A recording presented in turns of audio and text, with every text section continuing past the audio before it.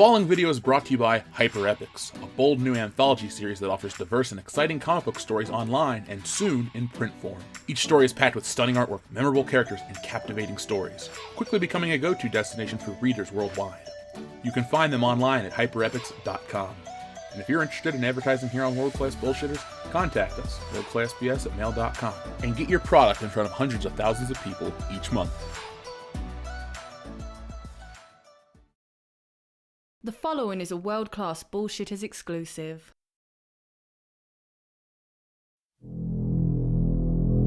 It's 2018. Do you know where your favorite franchises are?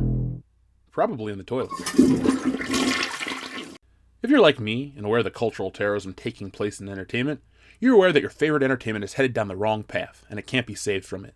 If that vague 80s reference and ominous sentence didn't hook you, let me simplify it. SJW culture is infecting entertainment and ruining it for everyone!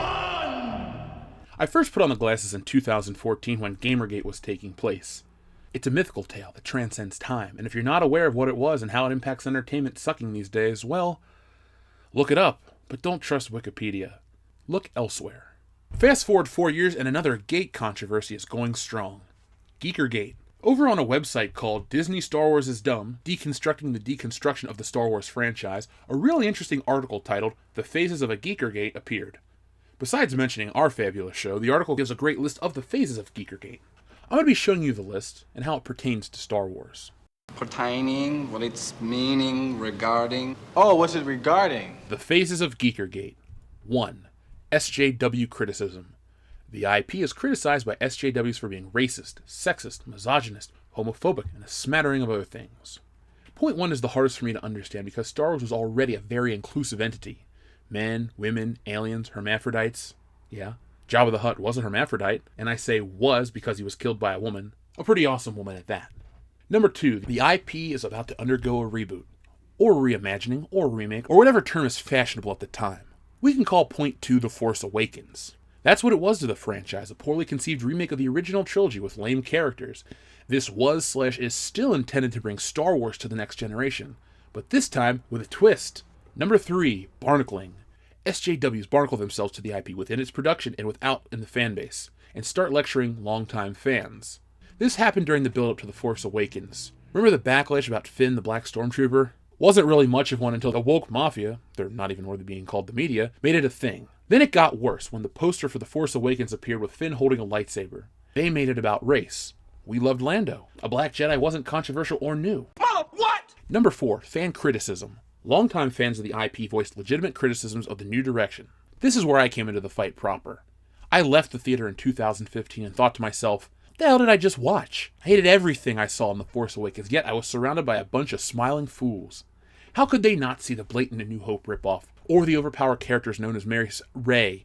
You can listen to the old review on the channel, and my opinion hasn't changed since then. Number 5, SJW response to fan criticism. A large fan backlash is created when SJWs both within and without the production falsely accuse critics of being racist, sexist, misogynist, homophobic, etc. Jeff note, I think they mean within and outside of the production, so I'm just reading exactly what's here verbatim. Back to my point though. This was very prevalent in the post-Force Awakens era of Disney Star Wars, but nowhere near the boiling point of the current post-Last Jedi climate. I'm going to use this time to jump forward to the current era of SJW wars and move away from The Force Awakens. One final Force Awakens point. It stinks and I don't like it. It's currently the worst time to be a Star Wars fan because you got people like this constantly dragging Star Wars down with their weird ideologies and nonsensical storytelling. What essentially is a gripe about a bad movie has turned into an ideological jihad intent on destroying anyone who criticizes a movie. Yeah, it's that serious. Number 6, dismissing the backlash. Media publishes pieces declaring the backlash doesn't exist. This is my favorite one because time and time again, we've proven that these people aren't as much journalists as they are the PR arm of Lucasfilm. Instead of cash, they receive benefits, exclusive access, early viewings. It's the people who tread lightly when talking about Disney who are the ones to blame.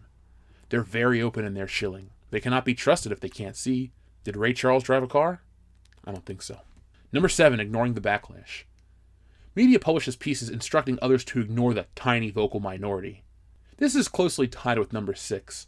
The message to ignore the backlash usually comes from bigger places like IGN or Forbes. IGN will blame the fans and tell them to walk away from Star Wars for a while, and Forbes will ignore a failure, kind of like Solo was, and give 13 reasons why everything but the film is to blame.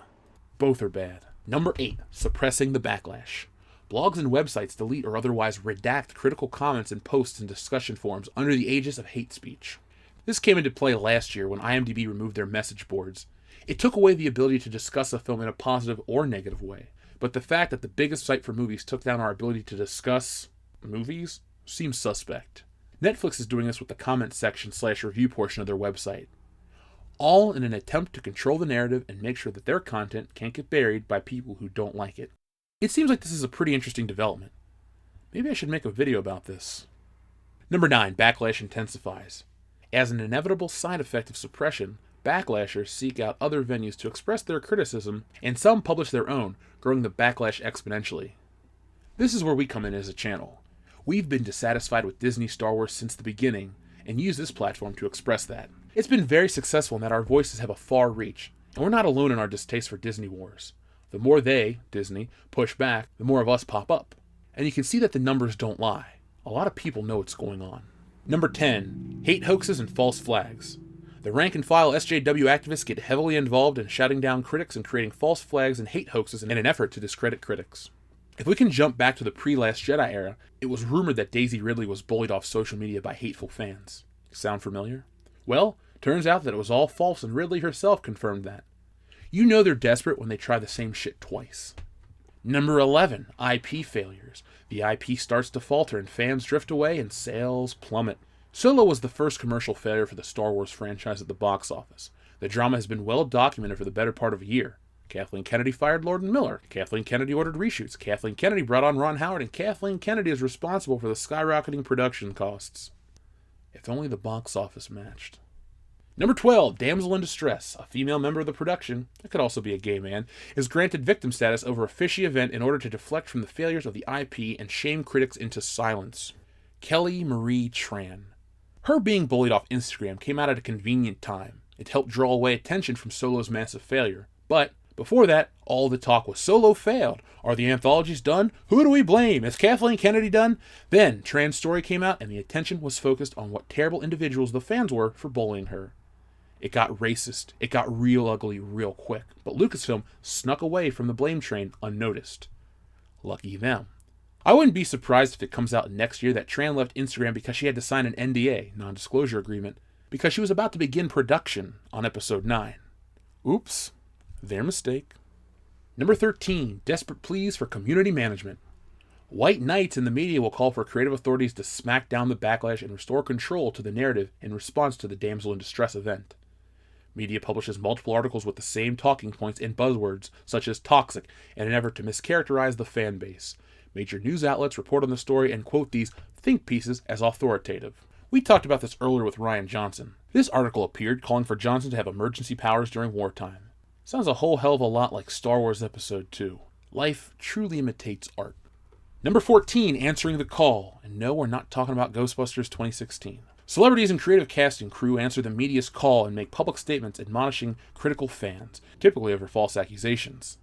Enter Mark Hamill. Not only did we lose Luke on screen, we lost Mark Hamill to the machine. Ryan Johnson has overstayed his welcome on the topic. People like Chuck Wendig, James Mangold, and James Gunn are all getting into the guilt game as well. For as much as I appreciated Logan, James Mangold, you know your damn role and shut your damn mouth. And James Gunn, Would you please shut the hell up? Number 15, the final push. Media entities and rank-and-file SJWs tell longtime fans to go find something else if they don't like it anymore in a last-ditch effort to push critics out of the community once and for all. I see this with wrestling fans. They can't handle that someone doesn't like their precious Roman Reigns or John Cena, so they use this argument. I find this to be the argument of the weak. They can't handle the criticism of something that they are so desperate to be a part of. Just because you like Star Wars doesn't mean that every part of it is perfect. It's akin to calling someone a hater, just because they have a differing opinion. If you throw out number 15, well, you've already lost. Number 16, IP bleeding. The IP continues to hemorrhage money as longtime fans continue to abandon the IP in droves. The drive to Episode 9 is not going to be a very profitable time for Disney/Lucasfilm. No new movies, piss-poor toy sales, no video games, no faith in the brand. Stores across the world continue to discount Star Wars toys to clear them out, and your local discount chains are already flooded with the crap that choked Toys R Us. By attacking the long-term fan base and antagonizing them on an almost daily basis, you've killed your constant stream of revenue. You'd think that with Star Wars Land coming to Disney parks, they'd want to get the hype train moving at full force, but letting a bunch of assholes talk down to the fans only slows said train down. Looking for that new diverse audience isn't going to bring people to your parks. They probably don't love Star Wars enough to drop that type of coin on the franchise in the first place. And on top of that, Star Wars was already made up of a diverse group of fans. They just didn't fit the narrative of modern SJW politics. Number 17, fan base obliteration. The fan base is utterly destroyed, leaving behind only the small handful of SJWs who don't make any purchases. We're almost there with Star Wars. Seriously. Number 18, the end. The new incarnation of the IP comes to an end. Since the majority of the fan base has abandoned it, there's no more controversy or discussion about it. It's over. The best case scenario is that the original IP is largely forgotten, with the exception of a few die-hard fans who will carry the torch. The worst case scenario is that the new incarnation of the IP overwrites the original, and the original IP is forgotten altogether, overshadowed by the new incarnation in all future media mentions. They tried this with Ghostbusters. Didn't happen. Disney wants the new incarnation to overwrite the original. They've essentially remade the original trilogy with episodes 7 and 8. They've already recast Han Solo and Lando Calrissian, Princess Leia next. They want the next generation of fans, the ones who don't exist, to forget about the original Star Wars and remember Disney Star Wars. That won't work. The originals were too popular, and unless they have a real-life Infinity Gauntlet to wipe us from existence, the plan will fail. Instead, you'll create a core group of people who are so resistant to Disney Star Wars that there's nothing Disney can do to salvage the brand. Number 19, migration. The remaining SJWs jump ship to devour a new IP that is popular and undergoing a transitional phase. I guess that's DC Comics? Number 20, rebirth. The process begins anew. Well, I guess they deserve it. They bled Marvel of any true artistic creativity, and they're going to do so with Star Wars, but they didn't anticipate the backlash. They thought that nostalgia and a good marketing campaign would bypass any possible criticism levied at them. Well, how'd that work out? Not very well. If you don't believe in the force or karma or coincidences, you better start, because as soon as I was putting this video together, our little buddy, Crying Ryan Johnson, released this tweet. I'm always amazed how few people know about Gamergate. It's not only the key to understanding so many violent harassment campaigns going on today, it's lots of the same people angry about the same stuff using the same playbook. Hypocrisy, a Ryan Johnson story. At this point, I think it's safe to say Ryan Johnson is trolling us. There's no way that this is a coincidence. He knows that, and he uses the same damn tactics himself. The dirty ones. Everything I listed above applies to him and the other Lucasfilm lackeys. Can he not see that, or does he not want to see that? I'm on the side that he's refusing to see what's going on. His altruistic ways are beneficial to no one. His attitude is shit, and it only hurts Star Wars. Ethan Van Sciver is convinced that Johnson's trilogy is not getting made, and that this is him lashing out one last time because he's done. I can believe that. I find it hard to believe that Disney wants him to antagonize people.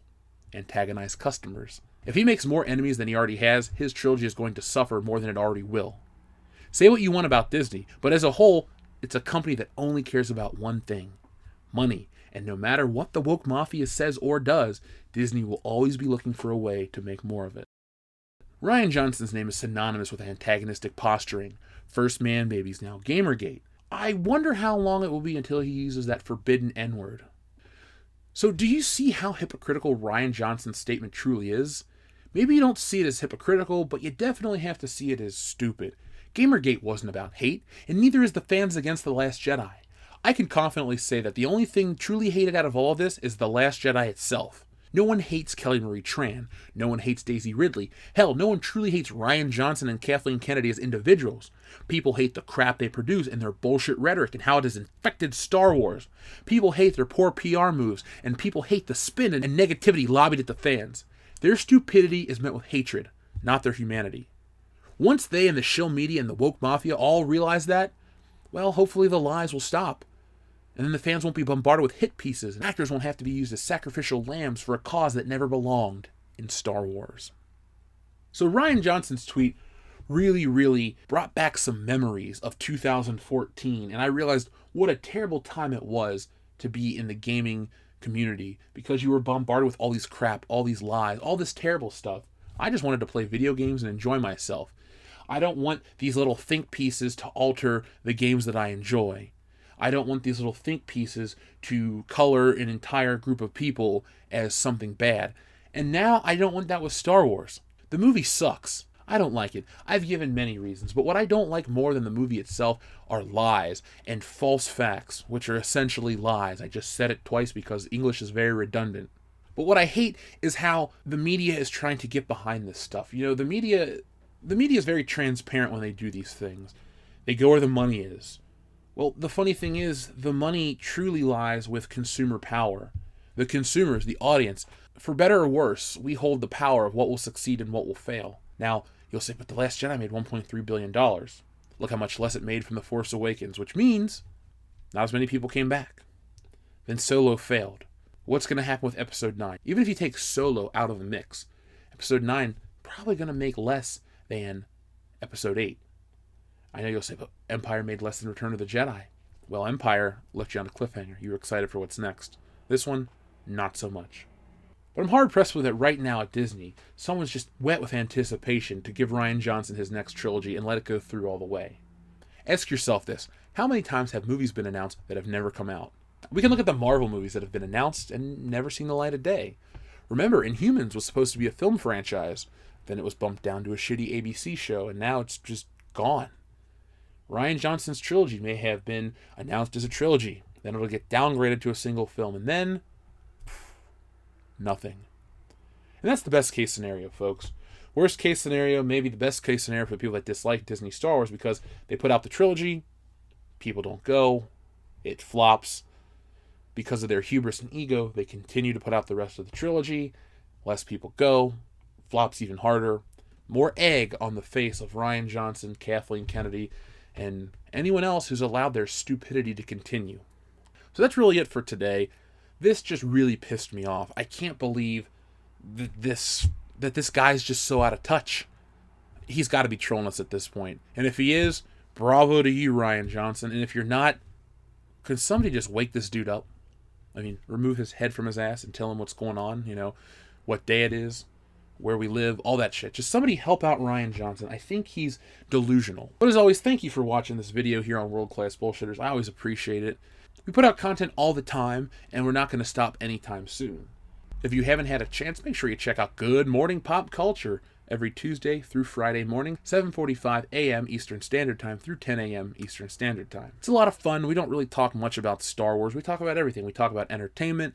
We talk about life, my life, your life, the channel's life, everything we talk about on Good Morning Pop Culture. And it's a lot of fun. It's a good time to sit down and interact with the fans on a more personal level. And it's a fun way to kill a couple hours while you're at work. So if you don't like your job or you have to commute, you need something to help break up the monotony that is your everyday work life, check out Good Morning Pop Culture. And after Good Morning Pop Culture, make sure you come back for all of our daily videos like the one you're watching right here. By the way, speaking of this video, if you enjoyed it, please give it a thumbs up, smash that like button as one of our friends would say, and spread the word of World Class Bullshitters everywhere you go. If you're a super fan of this channel and you'd like to see entertainment go in a much more positive direction, join our Patreon page. $1 a month goes a long way. $5, which is only 17 cents a day, goes even further. We give you access to all kinds of digital content, and the higher up you go, the more stuff you get. But if you can't afford it, not a problem. Just continue to watch the videos, join our Facebook page, and get involved with the community. If you'd like to meet World Class Bullshitters, we're going to be live August 24th through the 26th at Indianapolis Horror Hound at the JW Marriott. We'll have a table. Come over, hang out with us. We'll be giving out some free stuff. Just hanging out with the fans, shooting the shit, talking about anything entertainment related. So if you're in the area and you can make the trip, please do. And this is all in preparation for our final stop. Well, the final stop of Phase 1, Star Wars Celebration, which will be next year in Chicago. So if you're interested in returning Star Wars to its former glory, make sure you don't forget this moment. Don't forget the stuff that Rian Johnson says. Don't forget the stuff that everybody says to you on Twitter. Keep the anger alive.